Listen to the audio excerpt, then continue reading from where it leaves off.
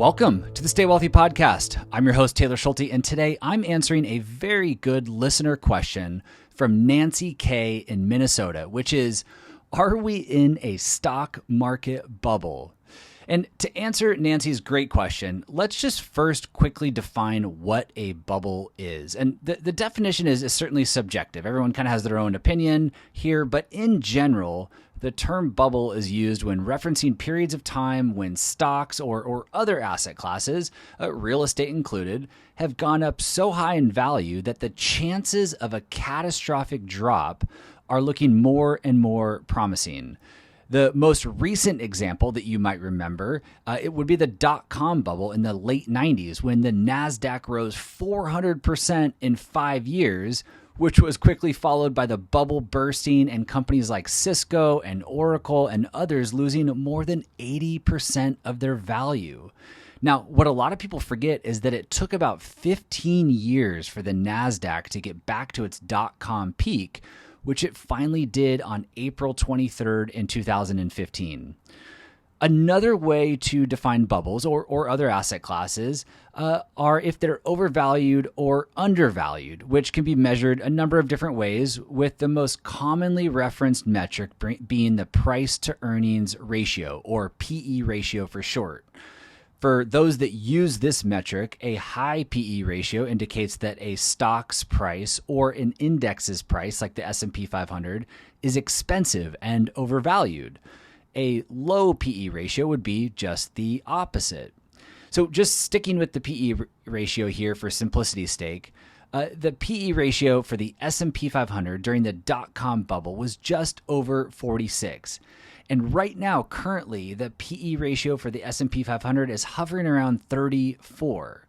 Now, for reference, the average PE ratio for the S&P 500 since the 1870s is about 16.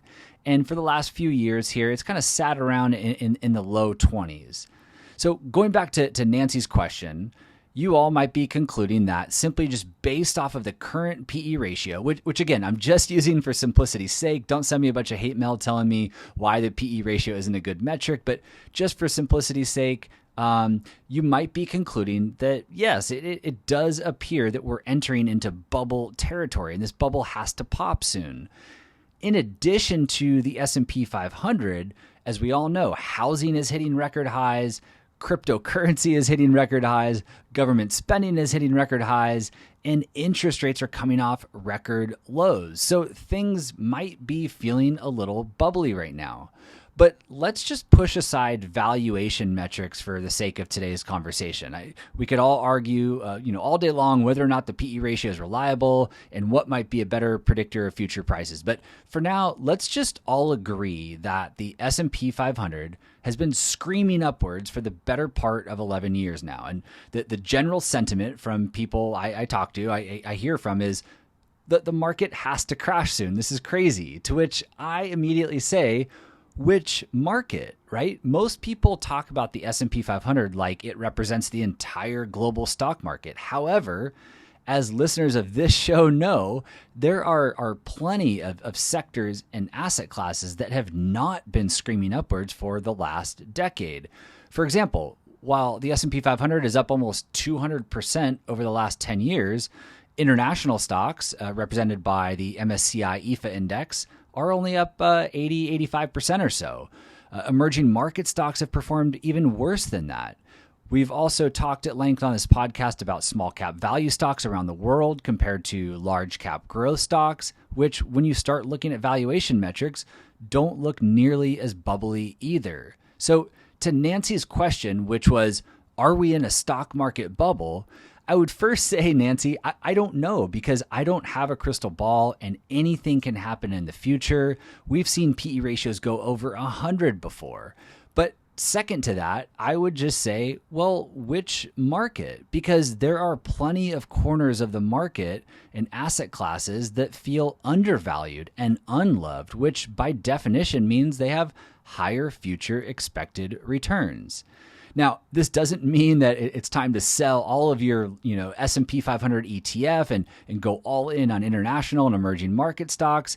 It just means that, once again, it's more important than ever to ensure that you have a properly constructed portfolio that's not just comprised of market cap weighted US stocks.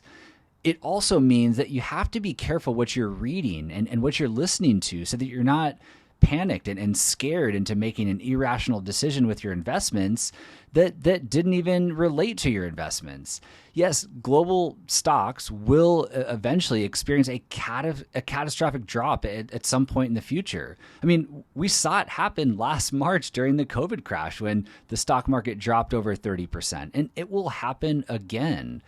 But instead of worrying about when it will happen, because we'll never know, I would just encourage Nancy and all of our listeners to stay focused on the things you can control, which is what we spend all of our time talking about here on the podcast.